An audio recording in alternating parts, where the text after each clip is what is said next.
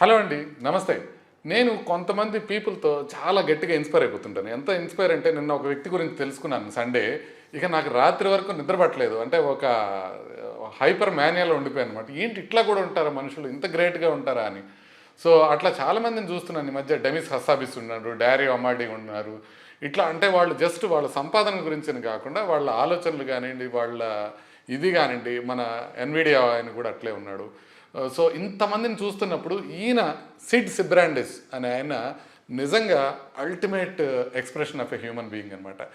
ఈయన క్యాన్సర్ని జయించాడు. అది కంప్లీట్గా చూడండి ఒకసారి, మీకు అసలు ఏం ఇన్క్రెడిబుల్గా మీకు ఈ స్టోరీ అనిపిస్తుంది. స్టీవ్ జాబ్స్ తనకున్న క్యాన్సర్ని జయించలేకపోయాడు. స్టీఫెన్ హాకింగ్ తనకి ఒక డీజనరేట్ డిసీజ్ ఉండింది, ఎస్ఎంఏ అని, దాన్ని జయించలేకపోయాడు. బట్ సిడ్ సిబ్రాండేజ్ తన క్యాన్సర్ని కంప్లీట్గా జయించాడు. అంటే ఇప్పుడు ఆర్టిఫిషియల్ ఇంటెలిజెన్స్ ఉపయోగించుకొని జయించాడు అని చెప్పడం అనేది చాలా ఈజీగా ఉంటుంది. చాలా డబ్బులు ఎక్కువ ఉన్నాయనికే డబ్బులు ఉపయోగించుకొని జయించాడని చెప్పడం ఈజీగా ఉంటుంది.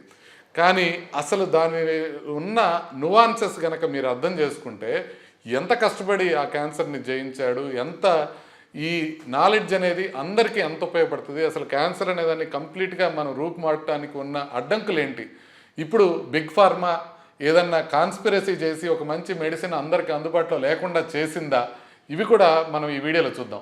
మొత్తం చూడండి. I'm really excited for this. ఎక్కువ మంది చూడకపోవచ్చు, బట్ స్టిల్ ఇది మీకు ఇంట్రెస్ట్ ఉంటే కనుక సబ్జెక్ట్లో ఇది చాలా బాగుంటుంది. చూడండి అసలు సిడ్ సిబ్రాండెస్ అనే వ్యక్తి ఎవరు అనేది చూద్దాం. ఈయన ఒక ఇంజనీర్ అనమాట. ఆ తర్వాత మేనేజ్మెంట్ స్టడీస్ చేసి నెదర్లాండ్స్లో ఒక పర్సనల్ సబ్మెరీన్స్ అనే కంపెనీలో చేరాడు. పర్సనల్ సబ్మెరీన్స్ చేస్తుంది అది. ఆ కంపెనీలో చేరిన తర్వాత కోడింగ్ నేర్చుకున్నాడు. కోడింగ్ నేర్చుకున్న తర్వాత డిమిట్రీ అని ఒక యుక్రెయిన్లో ఒక ఇంజనీర్ ఉంటాడు. తనకి ఒక ఐడియా వచ్చింది, గిట్ ల్యాబ్ అనే ఐడియా వచ్చిందనమాట. సో దాన్ని ఈయన తీసుకొని వాళ్ళ కొలాబరేషన్తో ఇద్దరు కలిసి గిట్ ల్యాబ్ అనేది తయారు చేశారు. ఇది యుఎస్ వెళ్ళిపోయి అక్కడ వై కాంబినేటర్ అని ఇన్వెస్ట్మెంట్ వాళ్ళు ఉంటారు, వాళ్ళ చేత్తో ఇన్వెస్ట్మెంట్ చేయించుకొని గిట్ ల్యాబ్ అనేది స్టార్ట్ చేసి విపరీతంగా అది పెంచుకుంటూ వచ్చారు. అంటే కంపెనీ స్టార్ట్ చేసిన తర్వాత 6 ఏళ్లలో పబ్లిక్ వెళ్ళిపోయారు. పబ్లిక్ వెళ్ళిపోయిన తర్వాత ఇప్పుడు మీరు వాల్యుయేషన్ చూస్తే గిట్ ల్యాబ్ సుమారుగా $4 బిలియన్ ఉంటుంది. అంటే మీరు రఫ్గా ఒక 40,000 crores అనుకోండి.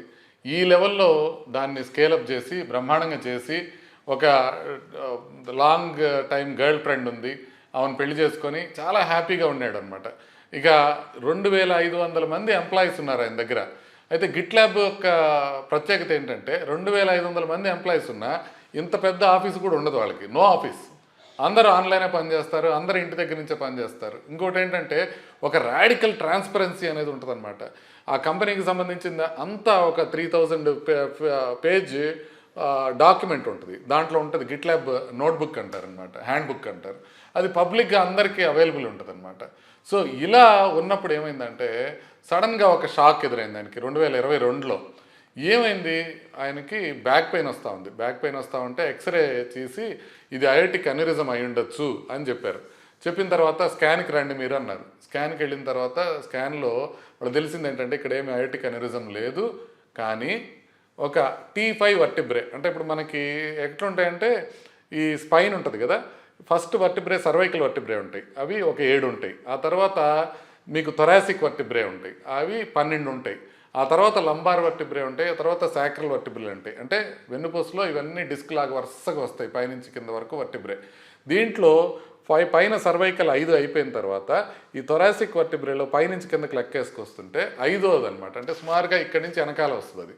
సో ఆ బోన్ దగ్గర, అంటే ఆ వర్టిబ్రల్ బాడీ దగ్గర ఆయనకి ఆస్టియోసార్కోమా అని వచ్చింది. చాలా రేర్ బోన్ క్యాన్సర్. ఆయన ఏజ్లో అది రావడం చాలా అరుదు. సుమారుగా నా ఏజ్ ఉంటుంది, అరౌండ్ 50 ఉంటాడు ఆయన. సో ఇది 2022లో ఆయనకి బోన్ క్యాన్సర్ వచ్చింది. వచ్చేటప్పటికి ఏం చేశాడు బిలియనేరు, ఇమీడియట్గా తను వెళ్ళిపోయి మొత్తం తీసుకున్నాడు ట్రీట్మెంట్ అంతా. ఏం చేశారు, సర్జరీ చేశారు. ఆ స్పైన్కి సర్జరీ చేసి దానికి టైటానియం ఫ్రేమ్ పెట్టారు సర్జరీకి. ఆ బోన్ తీసేశారనమాట, ఎక్కడైతే ట్యూమర్ వచ్చిందో అది తీసేశారు. ఆ తర్వాత స్టీరియోటాక్టిక్ బాడీ రేడియోథెరపీ అని SBRT అంటారు, అది తీసుకున్నాడు. ప్రోటాన్ బీమ్ రేడియేషన్ అంటారు. ఇవన్నీ మనకి చాలా అడ్వాన్స్డ్ ట్రీట్మెంట్స్ అని హైదరాబాద్లో కూడా అవైలబుల్ ఉన్నాయి. ప్రోటాన్ బీమ్ థెరపీ కానీ SBRT కానీ. బట్ ఇవే కటింగ్ ఎడ్జ్, ఇప్పుడు దాకా ఉన్న వాటిలో ఇవే. కీమోథెరపీ తీసుకున్నాడు. కీమోథెరపీ కూడా చాలా ఇంటెన్స్ కీమోథెరపీ తీసుకున్నాడు. 4 బ్లడ్ ట్రాన్స్ఫ్యూషన్స్ కూడా చేసుకోవాల్సి వచ్చింది. జుట్టంతా పోయింది. అంటే ఇక దారుణంగా కీమోథెరపీతో ఎఫెక్ట్ అయ్యాడు. బట్ బాగానే 2022లో ఇక రెమిషన్లోకి వెళ్ళిపోయింది, బాగుంది అని అన్నారంతా. ఆ టైంలో తర్వాత ఒక పెట్ స్కాన్ చేయించుకున్నాడు ఆయన. పెట్ స్కాన్ చేయించుకుంటే పెట్ స్కాన్లో ఏమన్నారంటే, అంటే ఈ బోన్ క్యాన్సర్ ఏంటి లంగ్కి దగ్గరగా ఉంది కదా, థొరాసిక్లో ఉంది కాబట్టి, సో లంగ్ అంతా వచ్చేసింది అని చెప్పారు పెట్ స్కాన్లో.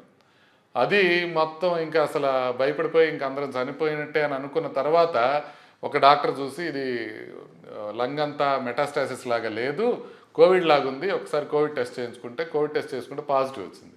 అమ్మాయి ఇది కోవిడే, ఇది లంగ్ క్యాన్సర్ కాదు అని అనుకుంటున్న సమయంలో 2024లో మళ్ళీ ఎక్కడైతే వాళ్ళు సర్జరీ చేశారో అక్కడ మళ్ళీ ట్యూమర్ వచ్చేసింది. అప్పుడు ఇంకా అసలు ఏం చేయలేమన్నారు, అది స్పైనల్ కార్డ్ దగ్గరలో ఉంది, మళ్ళీ ఆపరేషన్ చేయడానికి కుదరదు, ఇక మళ్ళీ మీరు రేడియేషన్ కానీ మ్యాక్సిమం కీమోథెరపీ కానీ అయిపోయినాయి, ఇక ట్రెడిషనల్గా మనం చేసిన వాటికి పెద్ద ఆప్షన్స్ లేవు, ఇద్దామంటే మళ్ళీ అదే కీమోథెరపీ ఇద్దాము అని చెప్పారనమాట. అది ఎవరు చెప్పారు? ప్రపంచంలో ఉన్న బెస్ట్ క్యాన్సర్ డాక్టర్లు అందరూ చెప్పారు. ఇంక మనం అంతా చేయగలిగింది ఏమి లేదు, మీరు విల్లు రాసేసుకోండి, మెడిటేషన్ నేర్చుకోండి ఇక అని. సో అప్పుడు సిడ్ సిబ్రాండేజ్ ఏమన్నాడంటే ఫౌండర్ మోడ్లోకి వెళ్ళిపోయాడు. అంటే నేను ఎట్లయితే గిట్ ల్యాబ్ నేను ఫౌండ్ చేసి దీన్ని ఒక లెవెల్కి తీసుకెళ్ళానో, నా హెల్త్ గురించి నేను ఇంకోళ్ళ మీద ఆధారపడను, నేనే దీన్ని చూసుకుంటా, కంప్లీట్గా నేనే చూసుకుంటా అని చెప్పి ఆ గిట్ ల్యాబ్లో తను CEO పొజిషన్ నుంచి ఎగ్జిక్యూటివ్ చైర్మన్ పొజిషన్కి వచ్చేసి కంప్లీట్గా నా హెల్త్ మీద ఫోకస్ చేస్తానన్నాడు 2024లో. అప్పటి నుంచి తను చేసుకుంటూ వచ్చాడు. ఇప్పుడు మీరు చాలామంది ఇట్లా క్యూర్ అయిపోయింది అని అంటే ఒక బాబా దగ్గరికి వెళ్ళారు క్యూర్ అయిపోయిందనో, లేకపోతే ఒక న్యాచురోపతి ట్రీట్మెంట్ తీసుకున్నారు, లేకపోతే ఏదైనా ఆల్టర్నేటివ్ ట్రీట్మెంట్ తీసుకున్నారు, క్యూర్ అయిపోయిందని అంటారు. అది ఎట్లా క్యూర్ అయిందో ఎవరికి తెలియదు. సో మళ్ళీ ఇంకొకళ్ళు అట్లా క్యూర్ చేయించుకుంటారో లేదో తెలియదు. ఇది కూడా అట్లాంటి స్టోరీ అనుకున్నా నేను. కానీ ఇక్కడి నుంచి ఈ స్టోరీ ఇంకా ఇంట్రెస్టింగ్ అయిపోయింది అనమాట. అంటే ఎలా తగ్గించుకున్నాడు, క్యాన్సర్ వచ్చింది, నీ దగ్గర డబ్బులు ఉన్నాయి, అన్లిమిటెడ్ డబ్బులు ఉన్నాయి, అంటే ఈయనకు $1 బిలియన్ ఉన్నాయంటే ఒక 10,000 కోట్ల డబ్బులు ఉన్నాయి. సో ఇన్ని డబ్బులు మనకు ఉంటే మీకు అన్లిమిటెడ్ రిసోర్సెస్ ఉన్నాయి, ఎవరు కావాలంటే వాళ్ళు వస్తారు, మీకు ట్రంప్ పర్సనల్ ఫిజిషియన్ కావాలన్నా మీకు చూస్తాడు. కానీ మీకు ఉన్నది క్యాన్సరు, అది కూడా ఇక అన్ని ట్రీట్మెంట్స్ అయిపోయిన తర్వాత ఉన్న క్యాన్సరు, మీరు ఇప్పుడు ఏం చేస్తారు? సో అప్పుడు తనేంటి, ఇప్పుడు మనకి ఆర్టిఫిషియల్ ఇంటెలిజెన్స్ అనేది ఈ యొక్క డాక్టర్స్కిను ఇంజనీర్స్కి మధ్య ఉన్న అంతరాన్ని బ్లర్ చేసేస్తుంది. అంటే మీరే డాక్టర్ కావచ్చు, మీరే ఇంజనీర్ కావచ్చు, ఇవాళ నేను కూర్చొని ఒక యాప్ తయారు చేయాలనుకుంటే నేను క్లాడ్ కోడ్ ఉపయోగించుకొని పొద్దున్న నుంచి సాయంత్రం దాకా దాంట్లో కష్టపడితే నేను సాయంత్రానికి ఒక డిప్లాయబుల్ యాప్ తయారు చేయగలను, నేను ఐఎమ్ వెరీ ష్యూర్. కానీ నా డొమైన్ నాలెడ్జ్లో, అంటే నా ఉన్న పర్సనల్గా నా మెడికల్ నాలెడ్జ్ని ఉపయోగించుకొని నేను మాత్రమే చేయగలిగిన యాప్స్ ఉంటాయి. అదేవిధంగా ఈయన ఏంటంటే ఈయనకి టెక్నాలజీలో బాగా తెలుసు, కానీ మెడికల్కి సంబంధించిన పరిజ్ఞానం ఎక్కువ లేదు, తెలుసుకుందాం అనుకున్నాడు. సో అప్పుడు ఏం చేశాడు, ఫస్ట్ మ్యాక్సిమల్ డయాగ్నోస్టిక్స్ అన్నాడు. మొత్తం తనకి ఉన్న మొత్తం డయాగ్నోస్టిక్ చిన్న చిన్న ఇన్వెస్టిగేషన్ రిపోర్ట్స్ అన్నీ ఒక చోట వేయడం మొదలుపెట్టాడు. ఈ తర్వాత ఏం చేశాడంటే 10x జెనెటిక్స్ అని ఒక కంపెనీ ఉంది, వాళ్ళు ఏం చేశారంటే సింగిల్ సెల్ సీక్వెన్సింగ్ అనే ఒక టెస్ట్ ఒకటి చేశారనమాట. అంటే ఇప్పుడు మీకు వాళ్ళ ట్యూమర్ సెల్స్ ఉంటాయి కదా, ఆ ట్యూమర్ సెల్స్ ఒక 1000 ట్యూమర్ సెల్స్ తీసుకొని ప్రతిదాన్ని DNA అనాలిసిస్ చేస్తారు ఫస్ట్ నుంచి చివరి దాకా. అసలు ఏం మ్యూటేషన్స్ ఉన్నాయి ఈ ట్యూమర్లో, ఈ స్పెసిఫిక్గా ఏమున్నాయి, ఒక హిస్టో కంపాటబిలిటీ అంటారనమాట, అవి కూడా మొత్తం అన్నీ స్టడీ చేసి వీటన్నిటినీ మిగతా వాళ్ళతో ఇదే జబ్బు ఉన్న మిగతా వాళ్ళకి అందరికీ కంపేర్ చేయడం మొదలుపెట్టారు. దీంట్లో మినిమల్ రెసిడ్యూ డిసీజ్ అని ఉండే టెస్టులు కూడా చేసుకొని ఎక్కడైనా మైక్రోస్కోపిక్ ట్యూమర్ DNA ఉన్నా కూడా దాన్ని కూడా వీళ్ళు అనలైజ్ చేయడం మొదలుపెట్టారు. దాంతో వాళ్ళ క్యాన్సర్ సెల్స్ని కూడా ఆర్గనైడ్ చేసేసి దాంట్లో టెస్ట్ మెడిసిన్స్ దాని మీద వేయడం మొదలుపెట్టారు. అంటే ఇప్పుడు మనం ఆ టెస్ట్ ఈయన పర్టికులర్ క్యాన్సర్ సెల్స్ని ల్యాబ్లో గ్రో చేసి దానికి మెడిసిన్స్ తయారు చేయడం మొదలుపెట్టారు. ఇట్లా చేయటం మొదలుపెట్టినప్పుడు వీళ్ళకి ఏంటంటే చైనా వెళ్ళారు. చైనా వెళ్ళి అక్కడ ఒక టెస్ట్ చేయించుకున్నాడు, ఒక పర్టికులర్ స్కాన్ చేయించుకున్నాడు. నాకు గుర్తుండి B3H7 స్కాన్, అది చేయించుకున్నాడు. అక్కడికి వెళ్ళి ఆ స్కాన్ చేయించుకుంటే తెలిసింది ఏంటి అని అంటే ఈయనకి ఉన్న ఎక్స్ప్రెషన్ లివర్లో మిగతా వాళ్ళందరికన్నా కూడా ఆ క్యాన్సర్ సెల్స్ యొక్క ఎక్స్ప్రెస్ చేస్తున్న టైప్ ఆఫ్ సెల్స్ లివర్లో కూడా ఉన్నాయి. అంటే ఇప్పటికి వాడుతున్న మెడిసిన్స్ కనుక వాడినట్లయితే లివర్కి కూడా డ్యామేజ్ అవుతుందని తెలిసింది. ఎమ్మటే అది మార్చేసుకొని వేరే మెడిసిన్స్ తీసుకున్నాడు. ఇంకొకటి ఏంటంటే క్యాన్సర్లో మనం ఏం చేస్తామంటే సీక్వెన్షియల్గా ఇచ్చుకుంటూ వస్తాం అనమాట. ఇప్పుడు మెడిసిన్ ఇచ్చాము తగ్గలేదు, ఇంకో మెడిసిన్ ఇచ్చాము తగ్గలేదు, ఇంకో మెడిసిన్ ఇచ్చాము తగ్గలేదు, అట్లా చూసుకుంటూ వస్తారు. ఈయన అట్లా కాదు, ప్యారలల్ ట్రీట్మెంట్ చేసుకుంటూ వచ్చాడు. అంటే అన్నీ కూడా ఒకేసారి తక్కువ డోసులో ఏదైతే ఇవ్వగలమో అవన్నీ చేసుకుంటూ వచ్చాడనమాట. తర్వాత అల్టిమేట్గా బ్రేక్ త్రూ ఎక్కడ వచ్చింది అని అంటే, ఈ అన్ని స్టడీస్లో ఈయనకి తెలిసింది ఏంటి అని అంటే, ఈయనకి వచ్చిన పర్టికులర్ ట్యూమర్లో ఫైబ్రోబ్లాస్ట్ అనేవి ఎక్కువగా ఉన్నాయి. ఫైబ్రోబ్లాస్ట్ అంటే ఒక సెల్ అనమాట, బాడీలో కనెక్టివ్ టిష్యూ ఎక్స్ప్రెస్ చేసే ఒక సెల్ అనమాట. ఆ ఫైబ్రోబ్లాస్ట్ ఏంటి, నార్మల్గా ఎప్పుడైతే అవి డెవలప్ అవుతాయో అప్పుడు ఫైబ్రోబ్లాస్ట్ యాక్టివేటింగ్ ప్రోటీన్ అనేది దానిపైన ఉంటుంది. అది వచ్చినప్పుడు ఏంటంటే, ఇప్పుడు మీకు దెబ్బ తగిలింది, దెబ్బ తగిలినప్పుడు అక్కడ కనెక్టివ్ టిష్యూ పైన వస్తుంది చూసారా, ఆ స్కార్ టిష్యూ, ఆ స్కార్ టిష్యూ రావడానికి ఫైబ్రోబ్లాస్ట్ పనిచేస్తాయి. అయితే ఇప్పుడు మనకి బాడీలో దెబ్బ లేకుండా క్యాన్సర్ సెల్స్ ఈ ఫైబ్రోబ్లాస్ట్ని రెచ్చగొట్టి అక్కడంతా స్కార్ ఫామ్ అయ్యేటట్టు చేస్తున్నాయి. అంటే ఆ టిష్యూ చుట్టూ ఎప్పుడైతే స్కార్ ఫామ్ అవుతుందో, ఆ టిష్యూ లోపల ఎక్కడైతే స్కార్ ఫామ్ అవుతుందో అప్పుడు మీరు ఇచ్చే కీమోథెరపిటిక్ డ్రగ్స్ క్యాన్సర్ సెల్స్ని ఎఫెక్ట్ చేయకుండా ఇది కాపాడుతుంది అనమాట. క్యాన్సర్ చూడండి ఎంత డేంజరస్గా ఉందో. సో అప్పుడు వీళ్ళు ఏం చేశారంటే, ఒక పర్టికులర్ ఫైబ్రోబ్లాస్ట్ యాక్టివేటింగ్ ప్రోటీన్ని వాళ్ళు కనుక్కున్నారు ఈయన బాడీలో ఉన్నది. అప్పుడు ఏం చేశారు, ఒక రేడియో లైగండ్ అనేది తయారు చేశారు. ఈ రేడియో లైగండ్ అనేది ఏం చేశారు, ఇప్పుడు వీళ్ళు ఒక మెడిసిన్ ఏం చేశారంటే, ఒక మెడిసిన్ తయారు చేస్తే ఇది పోయి ఫైబ్రోబ్లాస్ట్ యాక్టివేటింగ్ ప్రోటీన్ ఎక్కడ ఉంటుందో అక్కడ పోయి కూర్చునేటట్టుగా ఒక మెడిసిన్ తయారు చేసుకున్నారు. దానికి ఏం అటాచ్ చేశారు, ఒక న్యూక్లియర్ బాంబు లాంటి దాన్ని అటాచ్ చేశారు. దీన్ని లుటీషియం-177 అంటారనమాట. ఇది రేడియో యాక్టివ్ ఐసోటోప్. దీన్ని తీసుకొని ఆ లైగండ్కి కలిపి దీన్ని బ్లడ్లోకి ఎక్కించారు. ఎక్కించేటప్పటికి ఏమవుతుంది, ఇది బ్లడ్లోకి వెళ్ళిపోయింది. ఆ మెడిసిన్ ఏమవుతుంది, ఆ ఫైబ్రోబ్లాస్ట్ యాక్టివేటింగ్ ప్రోటీన్ ఎక్కడుంటే అక్కడికి వెళ్ళిపోద్ది. ఎక్కడుంది ఫైబ్రోబ్లాస్ట్ యాక్టివేటింగ్ ప్రోటీను, ఇది అయితే ట్యూమర్ ఎక్కడైతే యాక్టివేట్ చేసిందో ఆ ఫైబ్రోబ్లాస్ట్ దగ్గరికి వెళ్ళిపోయి అది అక్కడికి హోమ్ అయిపోయింది. అక్కడ ఏమైంది, అక్కడ పోగానే ఈ లుటీషియం-177 ఒక న్యూక్లియర్ బాంబ్ లాగా పనిచేసి ఆ హెల్తీ టిష్యూస్ని ప్రాబ్లం చేయకుండా క్యాన్సర్ కణాలని మాత్రమే డిస్ట్రాయ్ చేయడం మొదలుపెట్టింది.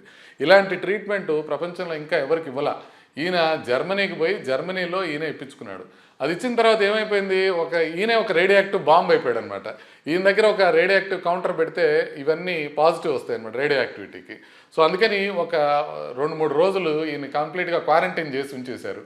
ఈయన బాడీలోంచి వచ్చిన యూరిన్ కానీ మోషన్ కానీ అన్నిటినీ జాగ్రత్తగా కవర్ చేసి రేడియో యాక్టివిటీ ఎవరికి లేకుండా చూశారు. ఒకసారి ఈయన అప్పుడు ఆ టైంలో అమెరికా మళ్ళీ తిరిగిపోతుంటే ఒక ఎయిర్పోర్ట్లో బాగా బీప్ బీప్ బీప్ అని వస్తుంటే వాళ్ళకేం తెలుస్తుంది, దాంట్లోపల ఈయన బాడీలో ప్లూటోనియం ఉంది అని మొత్తం చెక్ చేశారు. ప్లూటోనియం లేదు, ఈయనే రేడియో యాక్టివ్ ఐసోటోప్ తీసుకున్నాడు కాబట్టి అలా వచ్చింది. సో ఆ తర్వాత ఏం చేశాడు, ఇది ఇవ్వడం వల్ల, ఈ రేడియో లైగండ్ ట్రీట్మెంట్ తీసుకోవడం వల్ల ట్యూమరు ఆల్మోస్ట్ 20% ష్రింక్ అయిపోయి 60% నెక్రోసిస్ వచ్చేసింది ట్యూమర్ లోపల. ఆ సైజ్ తగ్గేటప్పటికి ఏమైందంటే, మీకు ఆ స్పైనల్ కార్డు వెన్నుపూస నుంచి పక్కకు వచ్చేసింది ట్యూమర్. వచ్చేటప్పటికి మళ్ళీ ఆపరేషన్ చేయడం సాధ్యమైంది. ఎందుకు ముందు సాధ్యం కాల, ఇది వెన్నుపూస లోపల ఉంది కాబట్టి దాన్ని అక్కడ కట్ చేసేస్తే ఆయన పారాప్లెజిక్ అయిపోతాడు. అందుకోసం అని చెప్పి అప్పుడు ఆపరేషన్ చేయాల. ఇప్పుడు ఏం చేశారు, ఆ ట్యూమర్ ష్రింక్ అయిపోయి ఎప్పుడు వెన్నుపూస నుంచి పక్కకు వచ్చిందో ఇప్పుడు దాన్ని అంతా ఆపరేషన్ చేసేసి, బ్రహ్మాండమైన ఆపరేషన్ చేసి అదంతా తీసేశారు. దాంతో పాటుగా ఈయనకి ఇంకొక 3 రకాల ట్రీట్మెంట్స్ తీసుకున్నారనమాట. ఒకటి ఇమ్యూన్ చెక్ పాయింట్ ఇన్హిబిటర్స్ అంటారు. ఇప్పుడు కూడా అవి అవైలబుల్ ఉన్నాయి. ఇమ్యూన్ చెక్ పాయింట్ ఇన్హిబిటర్స్ మంచి మెడిసిన్స్, అవి క్యాన్సర్స్లో కొత్తగా వస్తున్నాయి. ఇది కాకుండా ఒక నియో యాంటీజెన్ పెప్టైడ్ వ్యాక్సిన్ ఒకటి తీసుకున్నాడు. దీంతో పాటుగా యాంకోలైటిక్ వైరస్ అనేది ఒకటి ఉంటుంది అనమాట. ఒక వైరస్ ఏం చేస్తుందంటే, ఆ వైరస్ని ఈ టీ సెల్ ఎక్స్ప్రెషన్ని పెంచుతుంది అనమాట. అంటే మన క్యాన్సర్ కణాలు ఎక్కడున్నాయో అక్కడ ఈ టీ సెల్ లెవెల్స్ పెరిగిపోతే, నార్మల్గా 19% ఉండే ఆల్మోస్ట్ 60%కి పెరిగిపోయినాయి అవి. అదేం చేస్తుందంటే ఇమ్యూన్ సిస్టమ్నే మన క్యాన్సర్ సెల్స్ని అటాక్ చేసేటట్టు చేస్తుంది అనమాట.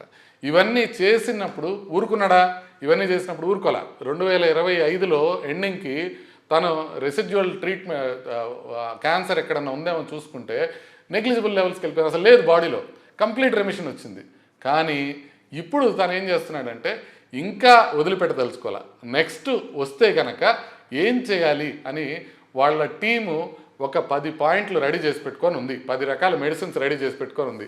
ఒక mRNA వ్యాక్సిన్ క్యాన్సర్కి సంబంధించింది రెడీగా ఉంది, తీసుకోబోతున్నాడు తను. అది కాకుండా మనం మామూలుగా టిష్యూ కలెక్షన్ చేసామనుకోండి, మనం టిష్యూ తీసి ఆ టిష్యూలో ఏం చేస్తామంటే మనం ఫార్మలిన్తో దాన్ని ప్రిజర్వ్ చేస్తాం. అట్లా కాకుండా క్రయో ప్రిజర్వేషన్ చేసి అవన్నీ ప్రత్యేకంగా దాచిపెట్టుకున్నాడు అనమాట. సో వాళ్ళ తన టిష్యూస్ అంటే ఇప్పుడు నెక్స్ట్ ఒకవేళ తిరిగి వచ్చిందనుకోండి, అప్పుడు దాన్ని అటాక్ చేయడానికి కూడా దాన్ని పెట్టుకున్నాడు. అందుకనే చాలా ఇన్స్పైరింగ్ స్టోరీ. స్టీవ్ జాబ్స్ చేయలేకపోయాడు ఇది, ఎందుకంటే అప్పుడు అతనికి అంత రిసోర్సెస్ లేవు, డబ్బులు ఉన్నాయి. కానీ ఇప్పుడు అంత రిసోర్సెస్ ఈయనకు ఉన్నాయి, చేయగలిగాడంటే ఒక్కసారి సీడ్స్ బ్రాండ్ గిట్లాబ్ అని చూడండి, అద్భుతమైన వ్యక్తి అబ్బా. అలాంటి వాళ్ళు మనకు కావాలి. ఇది మనం క్యాన్సర్ ఉన్న పేషెంట్స్ అందరికీ మనం వర్తింప చేయగలిగినట్లయితే ఒక అద్భుతాలే చూడగలం. క్యాన్సర్స్ని కంప్లీట్గా మనం రిమూవ్ చేయగలిగే స్టేజ్లోకి వెళ్తాం. పర్సనలైజ్డ్ మెడిసిన్ అనేది వస్తుంది. మీ జెనెటిక్ ఇన్ఫర్మేషన్ బట్టి మీకు ఏ రకమైన క్యాన్సర్ మెడిసిన్ వాడితే మీకు మ్యాక్సిమం బెనిఫిట్ వస్తుంది, మీకు సైడ్ ఎఫెక్ట్స్ తక్కువ వస్తాయి అనే విషయాన్ని క్లియర్గా ఇది చెప్పే విధంగా ఈ రీసెర్చ్ అంతా ఉందన్నమాట. ఈయనేమి దాచిపెట్ల. ఇప్పుడు మీరు చూడాలనుకున్న సీడ్స్ బ్రాండేజ్ గురించి కంప్లీట్ డీటెయిల్స్ మీకు ఆన్లైన్ దొరుకుతాయి. ఏం జరుగుతుందంటే ఫార్మస్యూటికల్ ఇండస్ట్రీలో వాళ్ళు ఏదో స్కామ్ చేస్తున్నారని కాదు. ప్రాబ్లం ఏమవుతుందంటే ఒక్క కొత్త మెడిసిన్ కావాలి అంటే $1 బిలియన్ అంటే 10,000 కోట్లు ఖర్చు అవుతా ఉన్నాయి. దాంతో ఏమవుతుంది, ఇది ఒక ప్రత్యేకించి ఎక్కువ మందికి ఉపయోగపడేటట్టు ఉంటే తప్ప వీళ్ళు తయారు చేయడానికి అది సాధ్యపడదు. ఎందుకంటే అది చేసినా కూడా ఉపయోగం ఉండదు. బాగా ఎఫెక్టివ్గా ఉండి తక్కువ మందికి ఉపయోగపడినా కూడా కంపెనీకి లాభం లేదు. అందుకని $1 బిలియన్ దాని మీద ఖర్చు పెట్టరు. సో ఇప్పుడు మనం చేయాల్సింది ఏంటంటే ఆ ట్రీట్మెంట్ విషయంలో దాన్ని మార్చాలి. తనే కొత్త కంపెనీలు స్టార్ట్ చేశాడు. ఇప్పుడు ఒక 6 కొత్త కంపెనీలు స్టార్ట్ చేశాడు మెడికల్గా, వీటిల్లో మెడిసిన్స్ కనిపెట్టడానికి. సో ఒక వండర్ఫుల్ ఇన్స్పిరేషనల్ స్టోరీ అండి ఇది. నిజంగా సీడ్స్ బ్రాండేజ్ ఇప్పుడు నాకున్న అందరిలోకెల్లా, ఇప్పుడు అంటే ఎలన్ మస్క్ ఉన్నాడు, న్యూరాలింక్ అని కనిపెడుతున్నాడు, గ్రేట్. కానీ ఇతను చేసిన పని మాత్రం సంథింగ్ రిమార్కబుల్ అనమాట. ఈ స్టోరీ అందరికీ షేర్ చేయండి, ఎస్పెషల్లీ పిల్లలకి షేర్ చేయండి. ఒక్కసారి మనం అనుకుంటే ఈ పని చేసి తీరాలి అని గట్టిగా అనుకుంటే మనసుతో, మనం ఎంత దూరం అయినా పోయి దాన్ని సాధించుకోవచ్చు అని సీడ్స్ బ్రాండేజ్ స్టోరీ చెప్తోంది. మీకు ఇది నచ్చినట్లయితే లైక్, షేర్ చేయటమే కాకుండా అందరికీ షేర్ చేయండి. నమస్తే.